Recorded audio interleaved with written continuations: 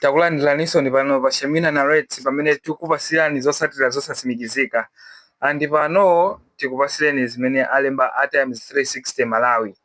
Amene watu akulemba zama unofficial results Lilongwe City Center kumeneko kuma Sintha constituency chiko LEA polling center.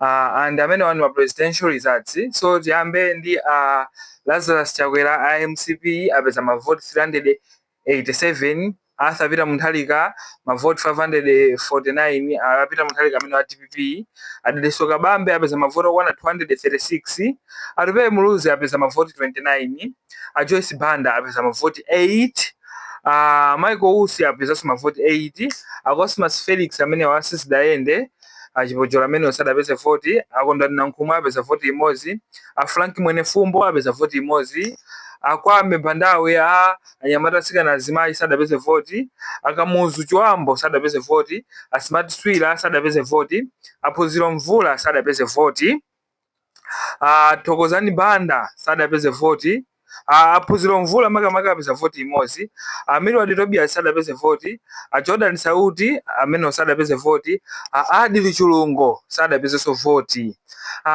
Pamenepo tipiteno pa ma results a parliament makamaka ku constituency yomweyi ya imene ichula ija ya Lilongwe City Center Masintha constituency.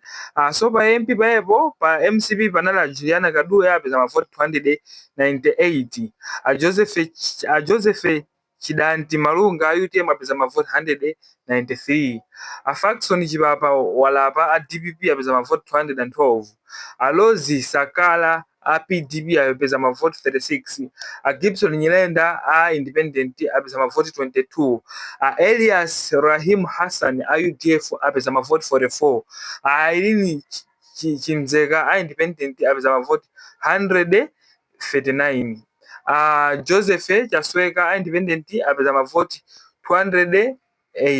Zimesonyeza kuti kumene kuku ndithu kunali mpikisano makamaka pa parliament paepo pa Juliana Kaduya amene asogolera ndi mavoti 289, pambuyo pake mabwera Joseph Chasweka amene apeza mavoti 281, kenako nkuzabwera awa DPP amene apeza mavoti 212, osewala sa UTM Amalunga amene apeza mavoti 193. So tikubwerabe ndi zina zambiri, khalani pompo musatalikire. Ife pa Shamina Narrates tikupasirani zimezi pamambiro mpaka pamapeto.